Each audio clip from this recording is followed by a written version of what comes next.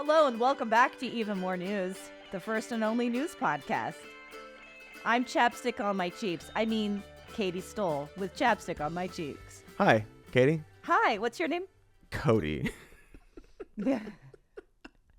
It was said in a manner that actually was like you were meeting for the first time, and that was really cool. And who are you? Spoilers, but we prestige this podcast, so it's a new Katie and a new Cody every Yeah. They've never met each other before. Chapstick on your cheeks. It's a really Chapstick terrible on your cheeks. David Bowie as Tesla. I was song.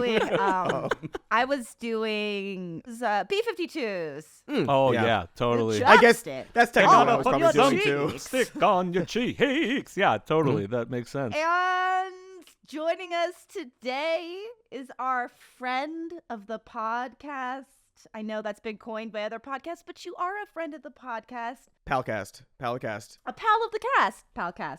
Kaveh Hoda. Hello, Kaveh. Hey, thank you so much for having me. I'm so excited to be back. I love it. I miss your faces. You have wonderful faces, all of you. Oh, all of us? Chapstick. Yeah. Especially Jonathan, if I'm being honest. Oh, wow. Especially. Wow. Oh, He's rosy. boy. He's rosy. Kaveh, in case you don't remember, is a gastroenterologist, hepatologist, and host of the House of Pod podcast. Most importantly, friend. Mm-hmm. And most importantly, friend. I don't know, you're also Podcast a father. be That's damned, important. friend. Yeah, no, father's kind of important too, but mostly friend. Kind of. Mostly friend. Well, we have some holidays to celebrate. This first one's wild. Thank you for including it, Jonathan. Friday, August 2nd. Gosh darn, happy 40th birthday to JD Vance. He's only 40? That guy's too young. I know 40's not young, but like politician wise, like It is young. all right, well. We're fucking babies, Cody. Okay. What the All right. fuck? It's not old. He's I didn't too say it was young. old. I'm just saying it's not young. He's a spring chicken. Spring Chicken, JD Vance, local couch fucker. Yeah, happy birthday to but that it's guy. Also National Water Balloon Day. Oh, he does look like a water balloon. Kind of. Oh, and as Jonathan points out, a water balloon is kind of like a latex glove. Yeah. You got to turn it inside So- out in order to the couch, but I feel like this was a conversation I missed when Jonathan pointed that out. And I'm kind of curious now what entailed that conversation with Jonathan It's bringing just that our up. notes. just little notes, Notes. just little tidbits, Prep. little information Yeah, about I, show prep. I write a bunch of information in advance, and sometimes that information includes that a water balloon is kind of like a Kinda like a glove. latex I mean, glove. If you're already it's going to kinda the like- lengths of Yeah, It's a bit more like a condom, isn't it? it's a lot like one. Latex glove or a condom. Don't Either way. use don't use latex glove for sex. Just No, to say that don't. for people right now. not yeah. Because I feel like I have to, because there's like a medical thing behind it. I don't want people saying, "Hey, we end up getting pregnant because I heard on your show that we could have sex with latex gloves." And You can't. I'm not saying it's not possible. I'm just saying it's not been proven. You can include latex gloves in your sex, but not in the same way a condom is used. Right. Yeah. Right. Right, folks? Good point. Yes. Folks at home? All right. But yeah, don't do that. Happy birthday, do that. JD, I guess. How's it going for you, man? Went from -6 to -15 in 4 days. God, nobody likes this crushing it, guy. bud. You're so crushing it. funny. You guys see Vivek Ramaswamy's tweet about like, "Hey, it's time for a reset." No. I think he's throwing his hat in the ring. I think he's trying to. I did see that. He is. He knows. I think Poor little guy. I have to say, I mean, it would show like weakness for Trump or a change in his, which is not his thing. It's not his deal. But like, I actually think that would probably work for him if he did it. Right? I think it'd probably help him if he actually switched VP. Yeah, I think there's an element of we already have the election is already weird. Things have already happened that are pretty unprecedented. So it wouldn't be like, oh, Trump is the chaos candidate because we did it. But people who love Trump love that he fires people and like treats people like shit and passes the buck and like his whole career is throwing people under the bus. So I don't think that him getting rid of JD would hurt with his like fans. Right. But I don't depending on the know replacement. that either way it hurts or helps him. I'm still on that train. And JD is really making me eat some of my words, but because Kaveh, to catch you up, I still sort of believe this, but especially gauging the reaction at first. Like, I was like, I don't think he's that bad of a pick for Trump. There's lots of things that, at least his first appearance at the RNC especially, and like gauging that reaction, I don't think that he's off-putting to people on the other side. I think that if anything, you know, he's a young man. He's very malleable. He can point to his transformation. However, he is a clown out there. But it's hard for me to actually get an accurate gauge of how people are reacting to it, because so much of the online reaction is, you know, very online and very. But we can talk more about this. Oh yeah, then there are quotes, the new quotes from his boss about him. We'll get to. But I don't know. You could fire him, sure. Fuck it, why not? Kaveh, you wrote an article that is about to be published. I did, in the British Medical Journal, the BMJ. That's BMJ is British Medical Journal. I did think at first it was Bowel Movement Journal or something. I'm more than just about poop. I am more. I don't know. I couldn't work. We know. But don't run away from it. It's okay. Colloquially wrote a known as the shit book, but professionally as the Bowel Movement Journal. You wrote a whole article on presidential bowel movement. For the shit book. I've given it a lot of thought. Which president has the most fiber in their diet? And no, I wrote. Trump. I did write I think he's got very little fiber. In my Very diet. little fiber. His boobs are awful. Painful experiences. His bowels must be terrible. But again, the whole point of it is I'm not supposed to. This article is I'm not supposed to make judgments like that. I wrote it with Professor Gavin Yamey, an awesome doctor at Duke who I like very much, and we wrote this article. Basically saying, you know, there's this long history of American presidents and presidential candidates who have either hid illnesses from the public or they've been protected by the media.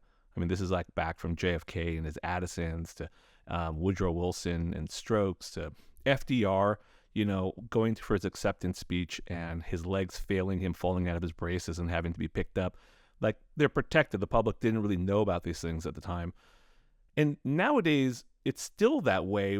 Usually, what we know about presidents and their health, it's coming from, you know, these sort of partisan hacks like Ronnie Jackson, or weird scribbled notes from Trump's gastroenterologist about him having astonishingly excellent health. You know, gun doctor. And those are medical terms, right? That's what we usually use them quite frequently. Well, actually, that Dr. Bornstein, the GI doctor who wrote that, he actually says that was dictated to him by Trump. So he said Trump wrote that.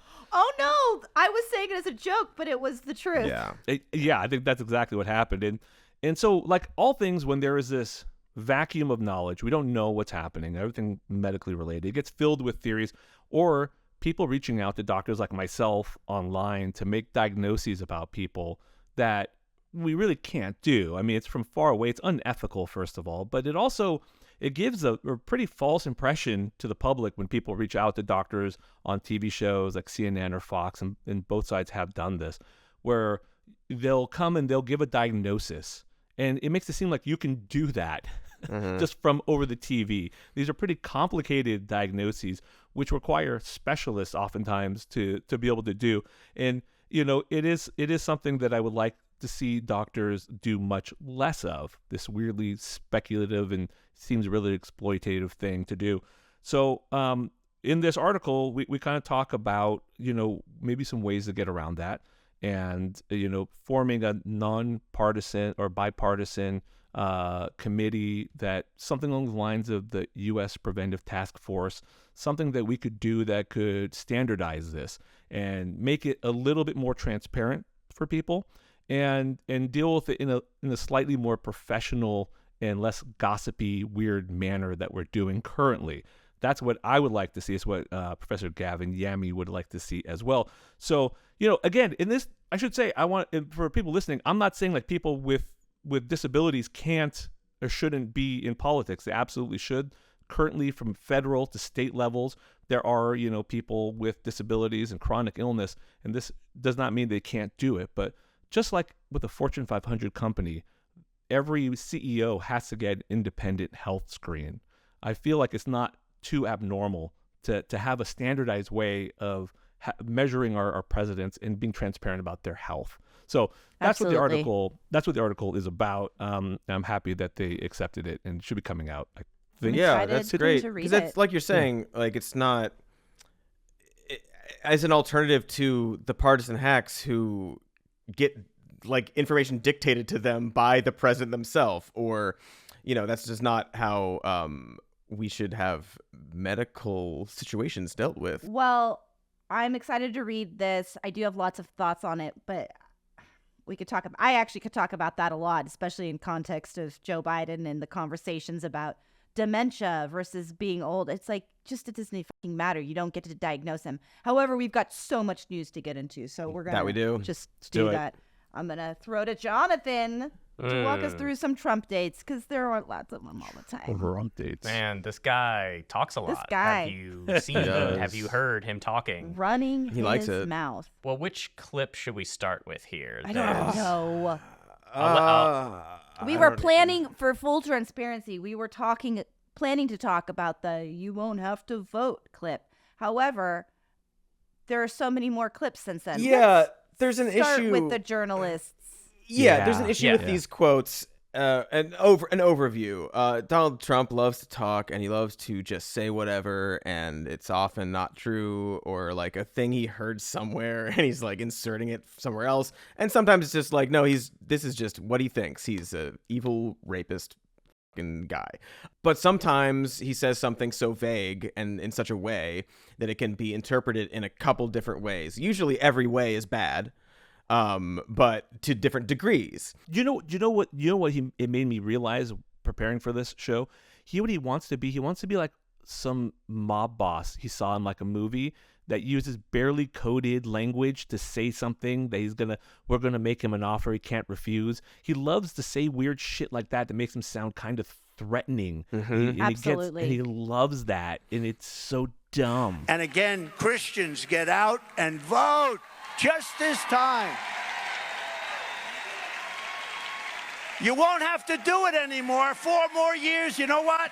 It'll be fixed. It'll be fine. You won't have to vote anymore, my beautiful Christians. And you can't like parse it because it's like, well, part of it is just so- like he wants this air about himself. And so you can't even decipher necessarily what he's Yeah. saying.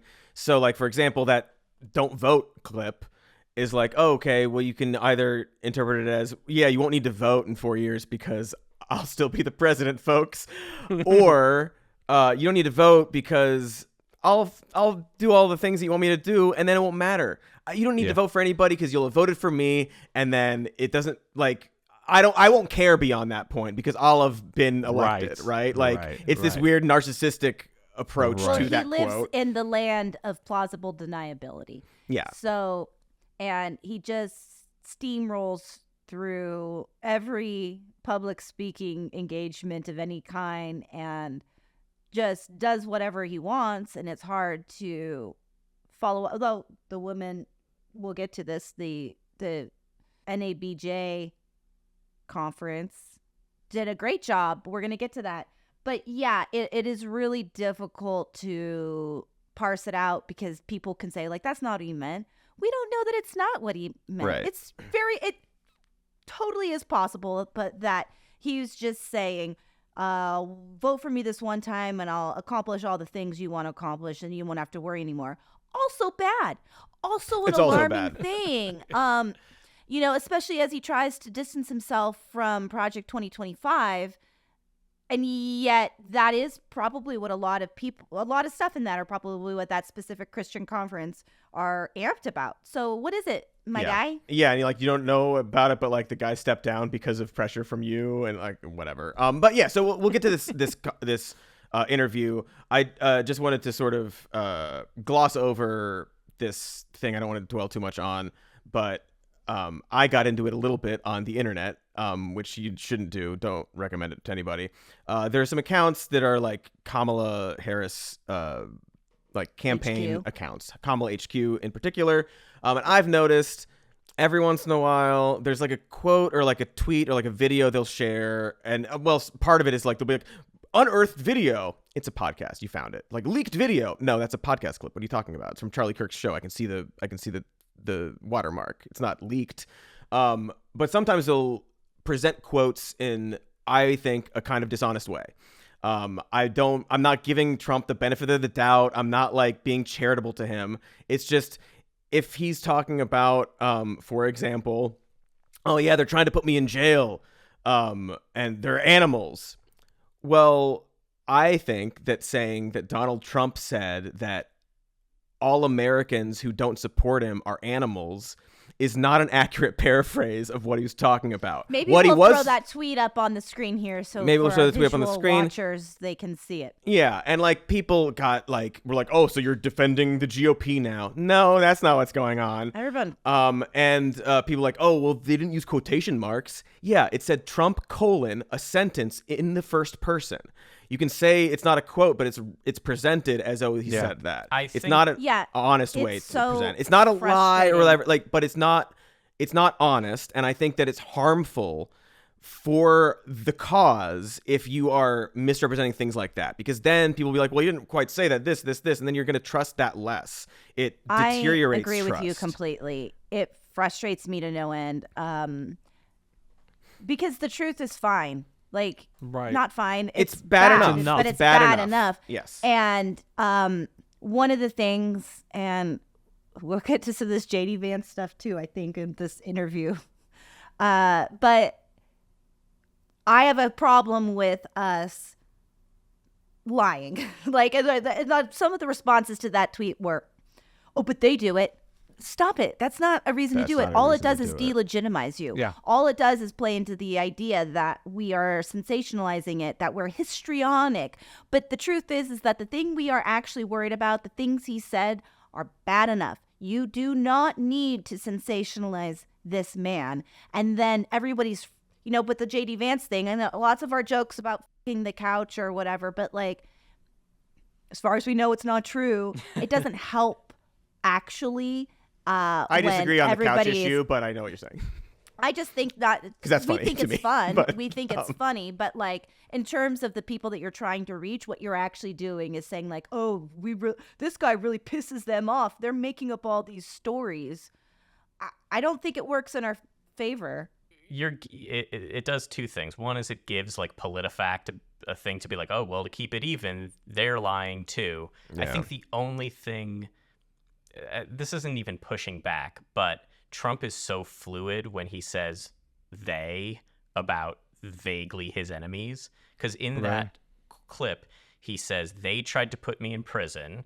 And I think he's referring to the Democratic Party, but it's really just like the attorneys and whatnot. Right, exactly. And then he says they're letting tons of people over the border. So it's clear by they, he's meaning just the Democratic Party in general. So I think it would be fair to say that he called the Democratic Party establishment animals. But again, they took it farther and said anyone who doesn't support Americans him. who don't support him. Right. And it's not even a paraphrase, because it says Trump : Americans who don't support me are animals. That's phrasing it like it's a quote. Even if there are quotation marks. And that's a very different statement. And you can say, you call the Democratic Party animals. That's not good. It's not good. Yeah. But I really like that you did that. I saw that when you tweeted that, and I appreciate it because I know you did take heat for it. but it's also not like you're saying let's not fight and let's not be aggressive and let's not make fun of him or go after him. Let's just use what is actually true. And I think that's super fair. I think that's the way we should approach it. Also, this is how things go so far off in general, I don't like that's norm, that we're going to use social media in this way to sensationalize things and misrepresent things. And it is becoming normal. And now we're going to play by the same. Again, I agree with you, Kaveh. I'm not saying that we're not aggressive, that we shouldn't call things out or whatever, but we don't need to make things up. He's an evil rapist. Yeah. Just say that every day. He's a rapist. That's my opinion of him. He didn't say the thing he said, but So in terms of the things he legitimately does say, yes, exactly. Went to the National Association of Black Journalists convention and career fair, and he answered questions during a very contentious interview, which was supposed to be an hour long, but it ended like 25 minutes early. They pulled him so hard. I mean, but his team started late. Team Trump was like, we have to end this. He said they started late, and there's reporting that it started late because they were disagreement on whether or not doing like live fact checks. Apparently, they didn't want to. He didn't want them to do we got that. a clip. Well, you guys We're gonna are watch a high clip. tech. But yeah, it didn't go well. Do you believe that Vice President Kamala Harris is only on the ticket because she is a black woman? Well, I can say no. I think it's maybe a little bit different. Nuanced look. I've known her a long time indirectly, not directly very much, and she was always of Indian heritage, and she was only promoting Indian heritage. I didn't know she was black until a number of years ago when she happened to turn black, and now she wants to be known as black. So I don't know, is she Indian or is she black? She is always But you know identified what? as a black woman. I She went to a respect historically either black one. college. I respect either one, but she obviously doesn't. Because she was Indian all the way, and then all of a sudden she made a turn, and she became a black person. Just to be clear, sir, do And you I believe think, that I think she is somebody should look into that too when you ask and continue in a very hostile, nasty tone. It's a direct question, sir. Do you believe that Vice President Kamala Harris is a DEI hire, as some I Republicans really have don't know. said? I mean, I really don't know. Could be. There are some, and there are plenty. I know this. What? Oh, he's such a lunatic. So much. I think he did a bad job. So much. I think he did a bad job What as well. I would love to have seen like what his advisors in the back look like during this. I would love to they see gave it. him the big boot 25 They're minutes just early. sweating. So They're like, they- when can we take them off? I feel like they pitted out those shirts back there. Had a bad day. I had a stiff drink after that. And then I just want to point out that like this reminded a lot of people of the 2016 campaign when he would do this kind of stuff all of the time, and there was a lot of like outrage in the media, and including in the Republican Party. But now the Republicans just really fall in line. So immediately after this, there were people sharing old articles of like, oh, Kamala Harris becomes the first Indian American senator. See, they were pointing out that she's of Indian heritage there and not black. And it's very simple to see that she wasn't the first black senator. So that's why. Well, they were it's also pointing So that that's out. why if they're- you literally the article that they're sharing, if you read the article, it says first Indian American senator and second black senator. I had a lot of thoughts about this. I thought this was amazing. And I'm not gonna lie, there is a part of me, it's a sick part of me that I'm not proud of, that enjoys and gets a pleasure from the chaos of words that just come out of his mouth sometimes. And I know that's bad, and I try to fight it, and I'm trying to be a better person, but I can't help but enjoy the insanity of this. None of this makes any sense. First of all, she's identified as black. Not that she would have to or that matters, but she has. She's identified when she was a law student here in San Francisco, when she was with the district attorney's office. Her website identified her as an African She went American. to Howard. She went to Howard. Like- Yeah. Black. Like, But Just even, look at her. but even if she, the logic of him, there are millions of Americans who are biracial. And look at this and they're like, I can't be both. I can't sometimes, play up my Indian heritage or here and then my African American heritage over here, my black heritage over here. Like, that is something that people who are biracial, multiracial get to do. That's just kind of the way it is. And like, for him to like, and also to assume that like, I don't know, does he think that Indian people got treated amazingly in this country? I Not know, like they I also know. got, so like, it doesn't, none of this makes any fucking sense. It's absurd. And I mean, even he said in that clip, like, it's either, I mean, it's one of the others, either. And like, I'm fine with either, but No, you're not it's fine not with one both. or the other. You're not fine with both. It's You're fine with like absolutely one or the not other. one or the other. Like, it's absurd. And like, I don't. Well, first of all, you know who else is half Indian? JD Vance's kids. Right. Yeah.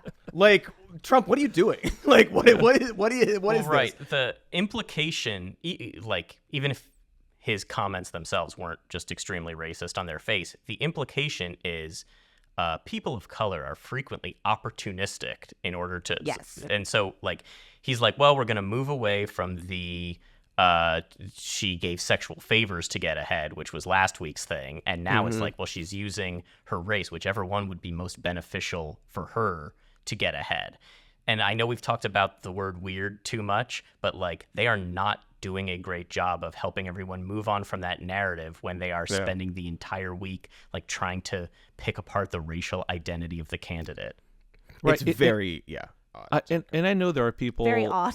There are people on the Democratic side and the left that will say, maybe we shouldn't be giving this much airtime. We shouldn't be talking about this sort of weird racist stuff he does, and we should focus on the logistics of his party and what the 2020 or Project 25, whatever it is. But I do think this is important. I think this is really important. I feel like we can't stop. We got to do both. We could talk about like all the crazy policies that he wants to put into place, but that he's a deeply at the root of it, lost old racist man. Like this is like that. We can't not also hit that point because I think that is really important. Yeah, because that's I know I understand people's sort of reticence about this kind of stuff because there are it suddenly within the last like week and a half, it's suddenly like this is very 2016. Like a lot of 2016 vibes going on. Some of it with the Democrats and Harris and just Trump being out there and saying all this stuff. But it's actually, and I get that. And we don't want to get like overconfident. We don't want to like focus too much on his stuff because people love it. And he won. That's one data point, and it was 8 years ago. I don't think that's like enough evidence to be like, well, we can't focus on him. We can't talk about this. He's older and weirder now. He's more racist. We've talked about this before, but like when Trump was announcing he's president, he kind of opened up. He was going to be running for president. He didn't just go like, I'm president now. He ran for president. When he was announcing he was running, that kind of opened up a lot of discourse. It opened up people to be more forthcoming about their racism and their weirdness. And he kind of opened that door up. But then that led a lot of people who were like fucking freaks and racists into the party, and they got louder. And he is a guy who listens to everybody and absorbs all the random stuff he hears and turns it into a Trumpy sort of thing. It's a feedback loop. He opened up the door, they got in the house, and they're shouting, and he's like, oh yeah, I think they're right. Like, he is amped up. He is worse now. He is saying worse things. And I think that I know we differ on some of this, but I still am very optimistic and hopeful that I think people mostly hate that guy. He's exhausting.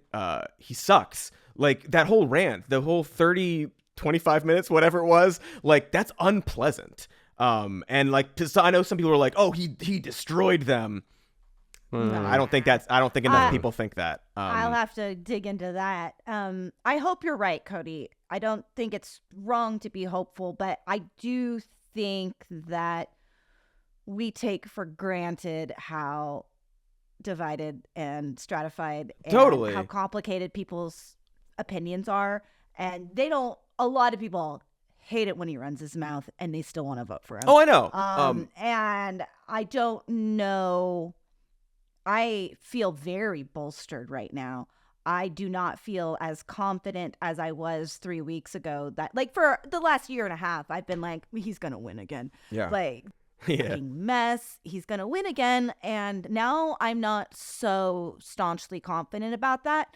But I do think it's a mistake, maybe not a mistake, at least a personal mistake for our own hearts and minds to lean too heavily on that, because I don't know that that's necessarily true. He is so unpalatable and he is making it worse. I don't know what the line is for some people. Yeah. I don't know. And I want it to be framed like, like we got this, don't worry about it. But I have seen like, I've seen even like Daily Wire Babylon Bee writers respond to this and be like, what are you guys doing? Why are you going in on this? She's biracial. Yeah. It's such an easy thing to understand. Yeah. And it seems like he's also combining like Nikki Haley and Elizabeth Warren stuff into like this thing that it's not that. And he throws everything at the wall to see what sticks. If there's one thing we know, and then especially right now, because it's like, well, this will be gone. This will probably be gone by the time this podcast is released. That's not true. It's too soon. But this will have faded. And then in a month or two, it'll be like, that's not what he said. I can't remember. Look it up. And so that's the way it happens. But he is kind of testing the waters right now, is my opinion. He is kind of seeing what his attack line will be. Yeah. That one didn't work, man. Didn't work. He's I don't like think he has a any. garbage stand-up comic who just does open mic nights a lot and throws out a lot of stuff, and most of it's terrible. And then every now and then he'll get like a laugh, and he'll be like, "Okay, I'm gonna go with that terrible." But the thing, you're right though about this is we also can't lose sight that even in this same conference, in this same thing, he said things that were equally crazy. For example, this post-birth abortion thing that keeps coming up, that's insane. That And they keep people bringing believe up that. and people believe it, and it's insane. It drives me nuts every time I hear it. But it's always like when he had like the thing with Joe, when he had the debate with Joe Biden, like it that would have been like the easiest time for Joe Biden to have destroyed him. What? But instead he did this weird pivot where he was like talking about like Unbelievable. immigrants. Unbelievable. Anyways, Yeah. terrible thing that happened there. But like Shocking. and even the things that Trump is kind of right about, like inflation has gone up, right? But then he's like, this is the worst inflation in 58 years, which it's not. It's like in the last like 20 years, maybe it's bad, but not even like the last like 20 Also, it's years. falling, And then he even corrects himself to kick it up a notch. Not 58, 100 years. Like, what are you doing? It's like, it's so fucking absurd that it does require like parsing out of all this stuff and giving each thing attention, and that's tiresome. But I do think it is really important to do all of them. I think we have to do all of them. Yeah, it is, because even in that interview, he said something. He's talking about immigrants or something. And he was like, and they're coming in and they're all like illegal or whatever. It's like, it's 20, 30, 40 million people. Which is it? That is a huge difference. Like he just throws anything out there, and it's like, that's a massive difference. I don't know. But also, I do want to talk about the JD Vance question. The other stuff he said. I mean, he said so many things. JD Vance, is he ready on day one? Does he what? Ready on day one, if he has to be. I've always had great respect for him. Kamala? For the other candidates too. But I will say this, and I think this is well documented. Historically, the vice president, in terms of the election, does not have any impact. I mean, virtually no impact. You have 2 or 3 days where there's a lot of commotion as to who, like you're having it on the Democrat side, who it's going to be. And then that dies down, and it's all about the presidential pick. Virtually never has it mattered. Maybe Lyndon Johnson mattered for different reasons than what we're talking about, not for vote reasons, but for political reasons, other political reasons. But historically, the choice of a vice president makes no difference.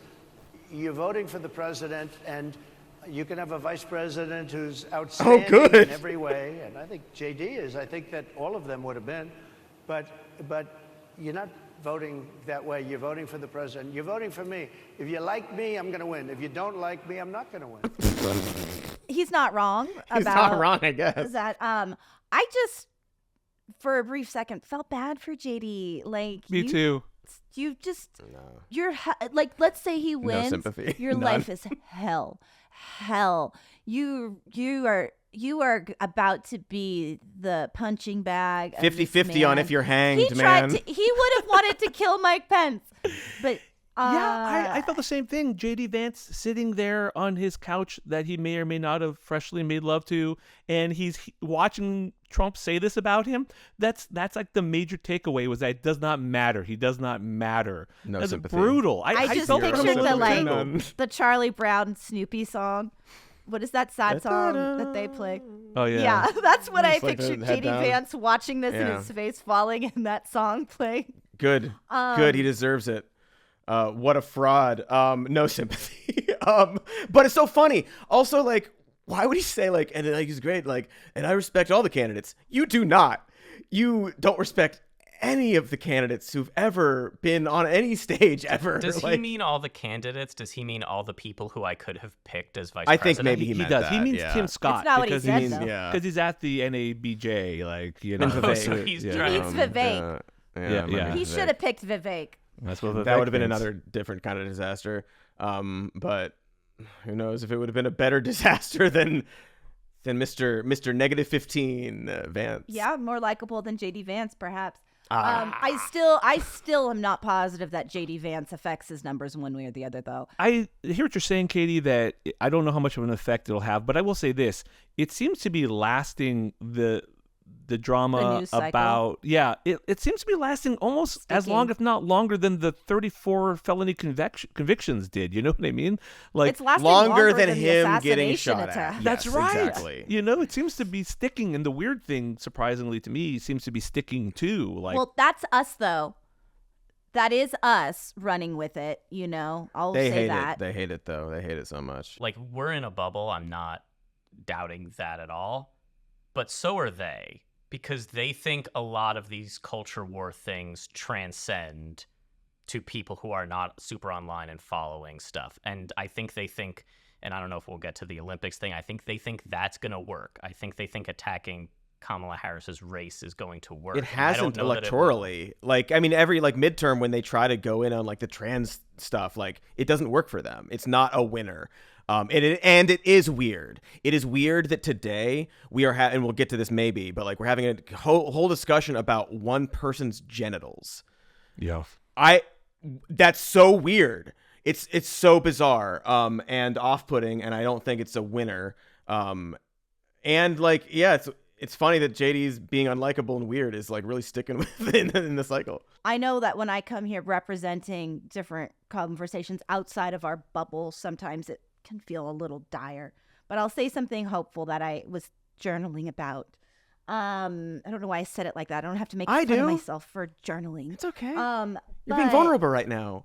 one thing is like, even in my short, this is not representative of everybody, but perhaps if you sample across the country, you would see some of the changing attitudes about trans stuff. Not that some people have fully accepted it, but the line has stopped coming from what I have conversations about. It has stopped being about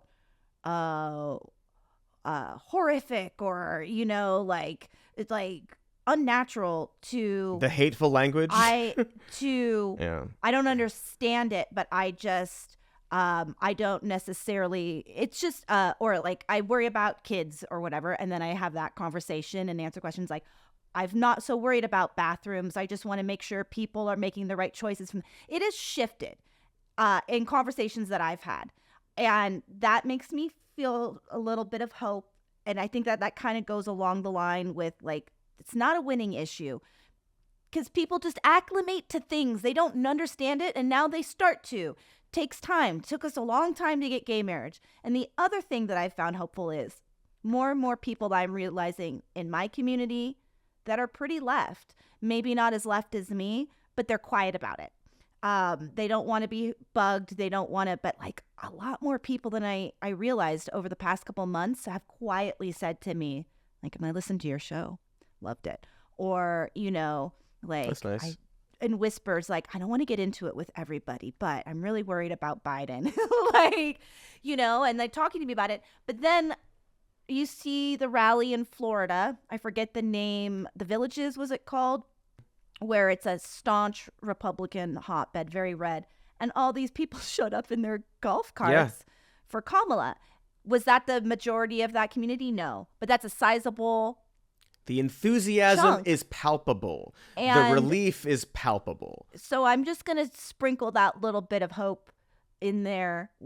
Even when I talk about people's, the other side's opinions and how it lands, I am encouraged by what I see changing. Yeah, That is I think nice. But we'll see how that's good. extensive that changes. I don't know. And I think but- the more like again, like the more Trump talks, the more JD Vance talks about his bad, weird opinions. I think that will be more and more and more apparent because like we've talked about, like even you said, like, but I'm concerned about Biden is what a lot of people think.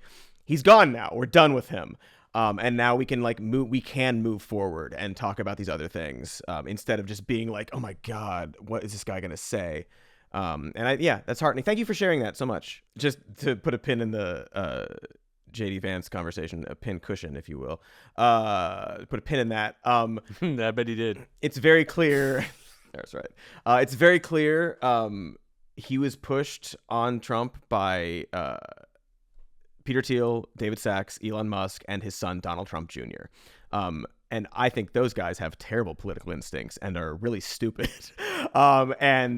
It's like part of me is just like, just vote against Trump to make those guys mad. Like we can be enthusiastic about Kamala, but we can also be spiteful about the other guys. It's just funny to watch them all flounder. That's all I'll say about it. It is interesting seeing Peter Thiel again sort of involved in this. Sweaty Peter Thiel. He's so hopped up God. on something. Yeah. I think with our remaining time, we had so many topics. This keeps happening. So many topics. Sorry, Jonathan. You prepped a lot. But I do want to talk a bit about the Olympics because it kind of dovetails into some of our conversations. I mean, first off was the opening ceremony that just set everybody. Don't talk about those. Don't talk about those. I don't want the energy Opening from that ceremonies? ceremony to get into my home. My home is You pure. want to taint it? And yes, okay, we don't want Satan in this house. I mean, what a wild thing I started seeing. I mean, These just fucking people people. boycott it, and people are. It's like, okay, goodbye. It's so. I This don't is know. Who cares? Well, Sorry. Okay, yeah, go. keep should going, we just sorry. describe what happened if anybody missed it? I don't know if you did. What happened is the thing that always happens when there's any semblance of pageantry in anything. There's a sect of the world they're all online, and they think that Satanists are trying to influence everybody and push Satanism on the populace. And it can be a Christmas pageant where there's like, oh, that weird. It can be the Nutcracker. It can be the opening ceremonies. And it's just, as long as there's a little bit of pageantry and imagery that maybe they're not familiar with, oftentimes it's because they're like the performance is alluding to imagery they're not familiar with, and they perceive it as satanic, and they freak out, and it's so weird. This is what we're talking about. Okay, so I will briefly say a couple of the things that seem to trigger people, just for like the three people who don't know what we're talking about. There was an opening scene where there's a bunch of like people at a party at a table, and some people read it as a mockery of the Last Supper. It turns out it was not the case at all. It was about Dionysus, some Greek gods of The like feasts of debauchery. It's the Olympics. Oh, that's it, right, which all makes sense, and that's all. In And Paris. there was also a French heavy metal band. I'll give a plug out for French heavy metal and French rap, two genres you should look into. Named Gojira were playing. It's awesome. It was I thought they were great. Anyway, I thought they were great. Yeah. I will say this though. And I'm okay with this. I think the French guys, the guy heard him talk a little bit, and the French people behind the opening ceremony, they knew that dumb Americans were going to miss. They were like, we had no idea that the Americans would miss it. We would have done it. I can't believe they would have done this. I am shocked, I say, shocked. I couldn't believe it. And you know what? I'm okay with them f***ing around a little bit like that. Yeah.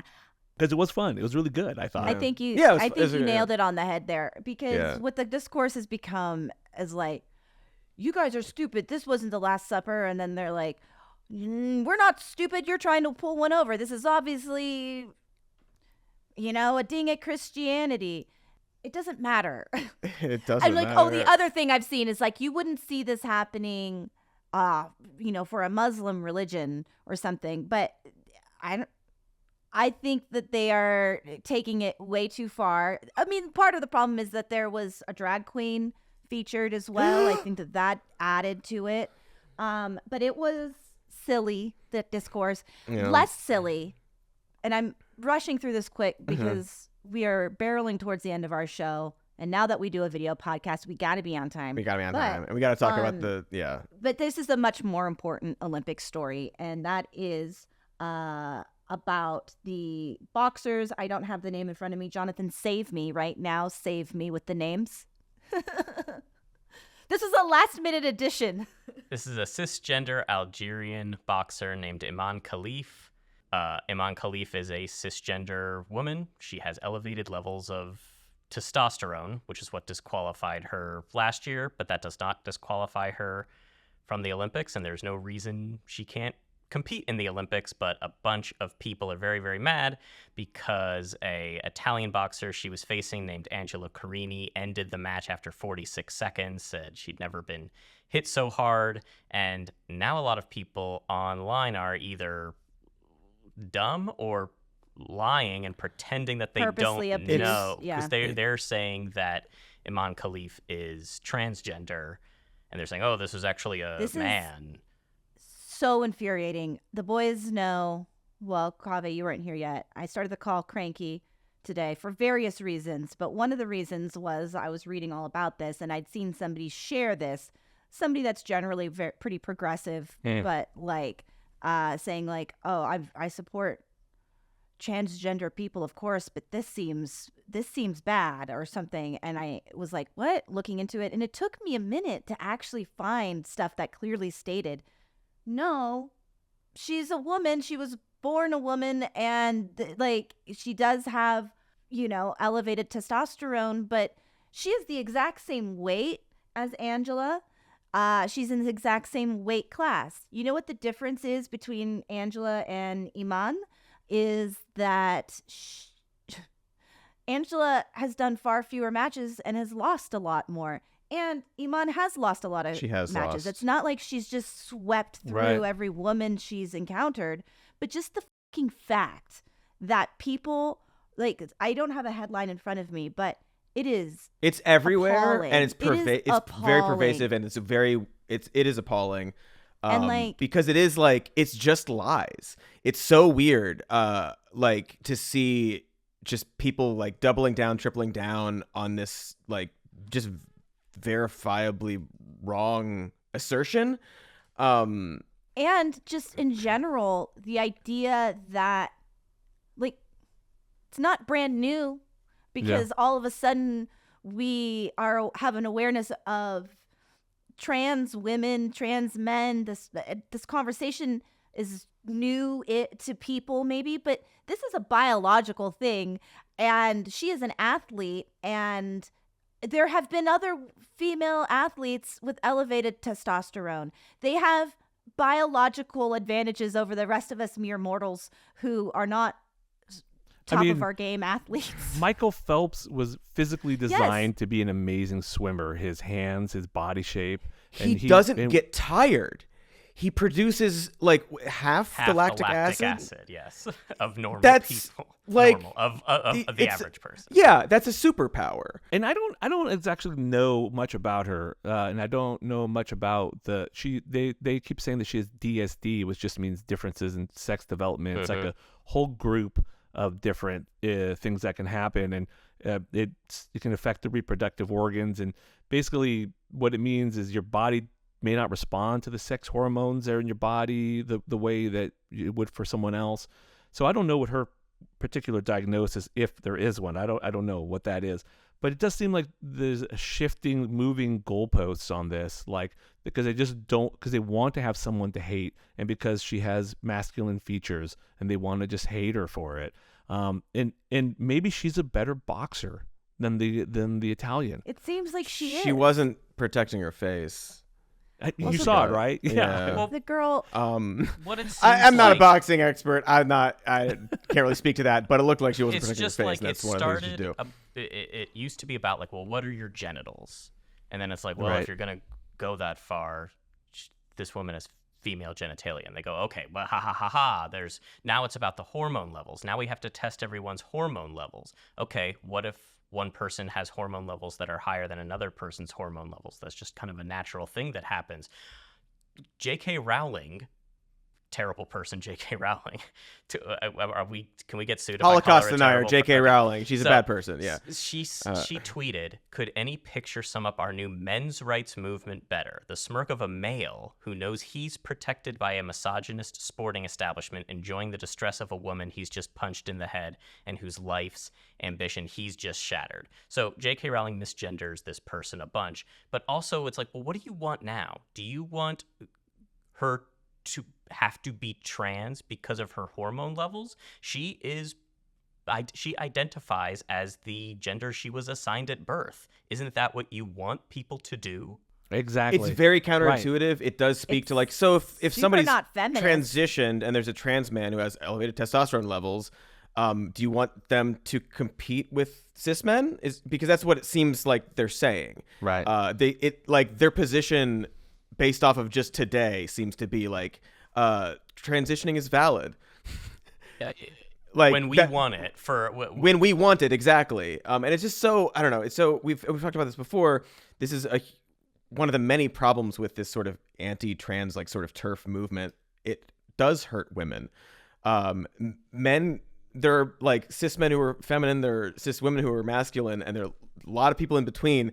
And it like it just turns into this thing where like, yeah, you're saying like, well, are you going to inspect everybody's genitals if they look a little manly to you? Like what is the protection that you're actually offering here? Yeah, it's just really decides? gross. so And bad I for her, keep too. thinking of that like in Right. sorry, Austin Powers bit where it's like, that's not a woman, that's a man, and he's like ripping off her wig. It's a woman, and like that's what these people are doing. They're just like making these wild assumptions and sticking with them, even though the facts are the exact opposite. Algeria is not a place that is safe, Not an easy place to trans transition people. in. Yeah. but this is awful for her.